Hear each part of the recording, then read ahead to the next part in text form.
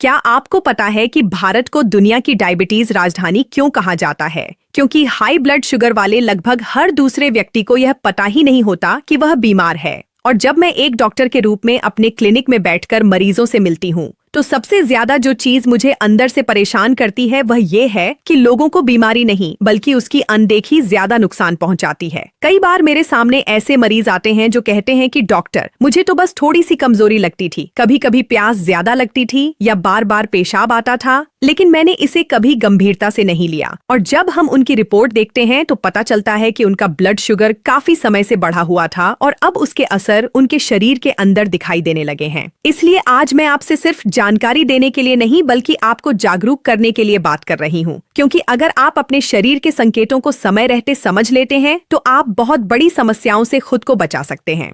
Diabetes कोई अचानक आने वाला तूफान नहीं है, बल्कि यह एक धीमी, खामोश और अंदर ही अंदर बढ़ने वाली स्थिति है जो धीरे धीरे आपके शरीर के अलग अलग हिस्सों को प्रभावित करती रहती है। शुरुआत में यह बहुत सामान्य लक्षणों के रूप में सामने आती है जिन्हें हम अक्सर नजरअंदाज कर देते हैं, और यही सबसे बड़ी गलती होती है। सबसे पहले यह समझना जरूरी है कि आखिर ब्लड शुगर बढ़ता क्यों है। जब भी आप खाना खाते हैं तो आपका शरीर उसे ग्लूकोज में बदल देता है, और यही ग्लूकोज आपके शरीर की ऊर्जा का मुख्य स्रोत होता है। लेकिन इस ग्लूकोज को कोशिकाओं तक पहुंचाने के लिए इंसुलिन नाम का हार्मोन जरूरी होता है जो पैंक्रियाज बनाता है। इसे आप ऐसे समझिए जैसे इंसुलिन एक चाबी है और आपकी कोशिकाएं एक दरवाजे की तरह हैं। जब यह चाबी सही से काम करती है तो दरवाजा खुलता है और ग्लूकोज अंदर जाकर ऊर्जा देता है। लेकिन जब यह चाबी ठीक से काम नहीं करती या कोशिकाएं इंसुलिन को पहचानना बंद कर देती हैं, तो ग्लूकोज खून में ही जमा होने लगता है। अब धीरे धीरे यही बढ़ा हुआ ग्लूकोज आपके शरीर के हर हिस्से पर असर डालने लगता है और आपका शरीर आपको छोटे छोटे संकेत देने लगता है। सबसे पहले आते हैं 3 मुख्य संकेत जिन्हें मेडिकल भाषा में क्लासिक ट्रायड कहा जाता है, और अगर ये तीनों एक साथ दिखाई दें तो यह बहुत बड़ा संकेत होता है कि आपका ब्लड शुगर बढ़ा हुआ हो सकता है। पहला संकेत है बार बार पेशाब आना। कई लोग इसे मौसम या ज्यादा पानी पीने से जोड़ देते हैं, लेकिन अगर आप बिना ज्यादा पानी पिए भी बार बार बाथरूम जा रहे हैं, खासकर रात के समय, तो यह एक महत्वपूर्ण संकेत हो सकता है। ऐसा इसलिए होता है क्योंकि जब खून में शुगर की मात्रा ज्यादा हो जाती है तो किडनी उसे फिल्टर करके बाहर निकालने लगती है और इसके साथ शरीर का पानी भी निकल जाता है। दूसरा संकेत है बार बार प्यास लगना। जब शरीर से पानी बार बार बाहर निकलता है तो दिमाग को डिहाइड्रेशन का सिग्नल मिलता है और आपको बार बार प्यास लगती है। कई मरीज बताते हैं कि वे बहुत पानी पीते हैं लेकिन फिर भी उनका मुंह सूखा रहता है और प्यास खत्म नहीं होती। तीसरा संकेत है बहुत ज्यादा भूख लगना। आप पूरा खाना खाने के बाद भी अगर कुछ ही समय में फिर भूख महसूस करते हैं तो यह संकेत हो सकता है कि आपके शरीर की कोशिकाओं तक ग्लूकोज नहीं पहुंच पा रहा है और वे ऊर्जा के लिए तरस रही हैं। अब हम आगे बढ़ते हैं और उन संकेतों की बात करते हैं जो धीरे धीरे सामने आते हैं और जिन्हें लोग अक्सर नजरअंदाज कर देते हैं। चौथा संकेत है त्वचा में बदलाव, खासकर गर्दन, बगल या जांघों के बीच काली और मोटी त्वचा दिखाई देना। कई लोग इसे गंदगी समझकर साफ करने की कोशिश करते हैं, लेकिन असल में यह शरीर के अंदर इंसुलिन रेजिस्टेंस का संकेत होता है। पांचवा संकेत है नसों से जुड़ी समस्या, जैसे पैरों में झंझनाहट, जलन या सुन्नपन। अगर आपको ऐसा महसूस होता है जैसे पैरों में चींटियां चल रही हैं या हल्का करंट लग रहा है तो इसे नजरअंदाज न करें। छठा संकेत है धुंधली नजर। अगर आपकी आंखों की रोशनी अचानक बदल रही है या बार बार चश्मा बदलना पड़ रहा है तो यह ब्लड शुगर के बढ़ने का संकेत हो सकता है। सातवां संकेत है घाव का धीरे धीरे भरना। अगर छोटा सा कट या चोट भी लंबे समय तक ठीक नहीं हो रहा है तो यह संकेत हो सकता है कि आपके शरीर की हीलिंग प्रक्रिया प्रभावित हो रही है। आठवां संकेत है बिना किसी कारण वजन कम होना। कई लोग इसे अच्छा समझते हैं, लेकिन यह एक गंभीर चेतावनी हो सकती है क्योंकि शरीर ऊर्जा के लिए मांसपेशियों को तोड़ने लगता है।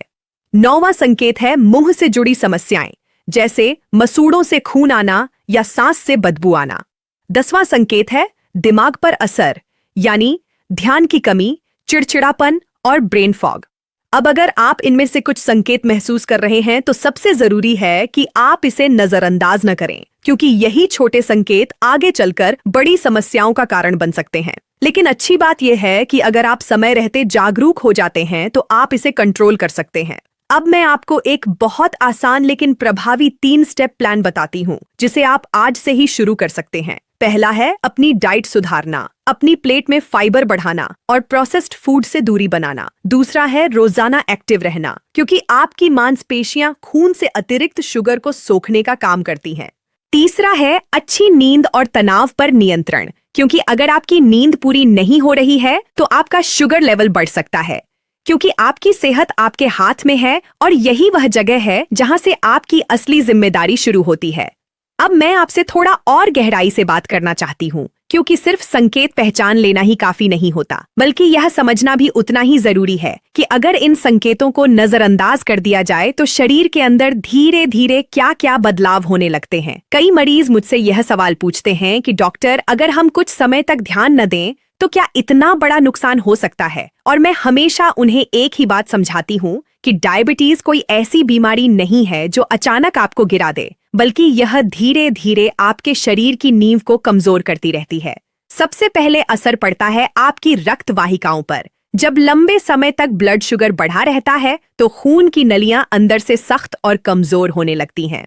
इससे शरीर के अलग अलग हिस्सों तक सही मात्रा में खून और ऑक्सीजन नहीं पहुंच पाता और यहीं से कई बड़ी समस्याओं की शुरुआत होती है, जैसे दिल की बीमारी, स्ट्रोक और ब्लड प्रेशर का बढ़ना। अब जरा सोचिए, अगर आपके दिल तक ही सही तरीके से खून नहीं पहुंचेगा तो वह कितनी देर तक ठीक से काम कर पाएगा। यही कारण है कि डायबिटीज को सिर्फ शुगर की बीमारी नहीं, बल्कि पूरे शरीर को प्रभावित करने वाली स्थिति माना जाता है। इसके बाद असर पड़ता है आपकी किडनी पर। किडनी का काम होता है खून को फिल्टर करना और शरीर से गंदगी बाहर निकालना, लेकिन जब लंबे समय तक शुगर बढ़ा रहता है तो किडनी के छोटे छोटे फिल्टर यानी नेफ्रॉन्स धीरे धीरे खराब होने लगते हैं। शुरुआत में कोई लक्षण दिखाई नहीं देता, लेकिन अंदर ही अंदर किडनी कमजोर होती जाती है और एक समय ऐसा आता है जब डायलिसिस की जरूरत पड़ जाती है। सच कहूँ तो यह स्थिति मरीज और उसके परिवार दोनों के लिए बहुत कठिन होती है। इसके बाद असर पड़ता है आपकी आंखों पर, जिसे हम डायबिटिक रेटिनोपैथी कहते हैं।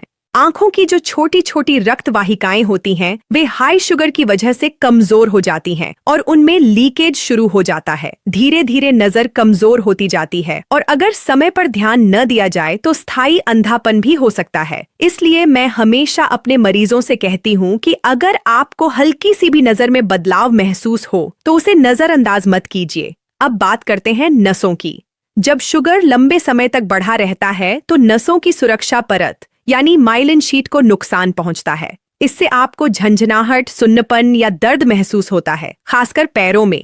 कई बार मरीज को पता ही नहीं चलता कि उसके पैर में चोट लगी है, क्योंकि उसे दर्द का एहसास ही नहीं होता। यही कारण है कि डायबिटिक मरीजों में फुट अल्सर और इन्फेक्शन का खतरा बहुत ज्यादा होता है। अब मैं आपसे एक बहुत महत्वपूर्ण बात साझा करना चाहती हूँ, जो शायद आपको कहीं और इतनी स्पष्टता से न बताई जाए। डायबिटीज सिर्फ शरीर को ही नहीं, बल्कि आपके मानसिक स्वास्थ्य को भी प्रभावित करती है।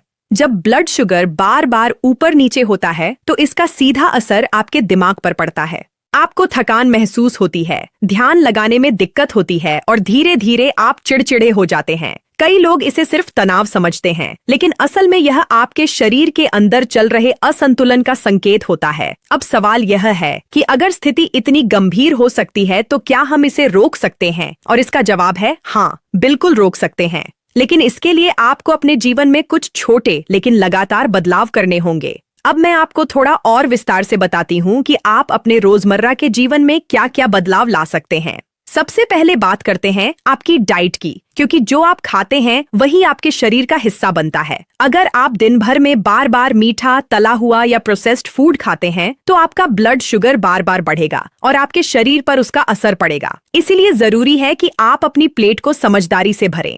अपनी प्लेट का आधा हिस्सा हरी सब्जियों से भरें, 1/4 हिस्सा प्रोटीन से और बाकी हिस्सा कार्बोहाइड्रेट से। और कोशिश करें कि कार्बोहाइड्रेट भी साबुत अनाज से आए, जैसे दलिया, ओट्स या ब्राउन राइस। अब मैं आपको एक छोटा सा प्रैक्टिकल टिप देती हूँ जो मैं अपने मरीजों को भी देती हूँ। खाना खाने से पहले 1 कटोरी सलाद खाइए। इससे आपकी भूख नियंत्रित होगी और शुगर धीरे धीरे बढ़ेगा। अब बात करते हैं एक्सरसाइज की। कई लोग सोचते हैं कि उन्हें जिम जाना पड़ेगा या भारी वर्कआउट करना होगा, लेकिन ऐसा बिल्कुल जरूरी नहीं है। अगर आप रोज सिर्फ 30 मिनट तेज चल लेते हैं तो भी यह आपके ब्लड शुगर को कंट्रोल करने में बहुत मदद करता है। और अगर आप हर भोजन के बाद 10 मिनट टहलते हैं तो यह और भी बेहतर होता है, क्योंकि इससे खाने के बाद अचानक बढ़ने वाला शुगर कंट्रोल में रहता है। अब तीसरी और सबसे जरूरी बात है नींद और तनाव। अगर आप सही से सो नहीं रहे हैं या हमेशा तनाव में रहते हैं तो आपका शरीर कभी भी संतुलित नहीं रह पाएगा। नींद की कमी से आपके शरीर में कॉर्टिसोल नाम का हार्मोन बढ़ जाता है, जो ब्लड शुगर को बढ़ाता है। इसलिए कोशिश करें कि आप रोज 7 से 8 घंटे की अच्छी नींद लें और अपने मन को शांत रखने के लिए कुछ समय खुद के लिए निकालें, चाहे वह ध्यान हो, प्राणायाम हो या सिर्फ कुछ समय शांति से बैठना ही क्यों ना हो। अब अंत में मैं आपसे दिल से एक बात कहना चाहती हूँ, डायबिटीज कोई डरने वाली बीमारी नहीं है, लेकिन इसे हल्के में लेना बहुत बड़ी गलती हो सकती है। अगर आप समय रहते अपने शरीर को समझ लेते हैं और सही कदम उठाते हैं तो आप एक पूरी तरह स्वस्थ और खुशहाल जीवन जी सकते हैं। इसलिए आज से ही अपने शरीर की बात सुनना शुरू कीजिए, छोटे छोटे संकेतों को नजरअंदाज मत कीजिए और अपने स्वास्थ्य को अपनी प्राथमिकता बनाइए, क्योंकि जब आप स्वस्थ रहेंगे तभी आप अपने परिवार और अपने सपनों के लिए पूरी ताकत के साथ खड़े रह पाएंगे।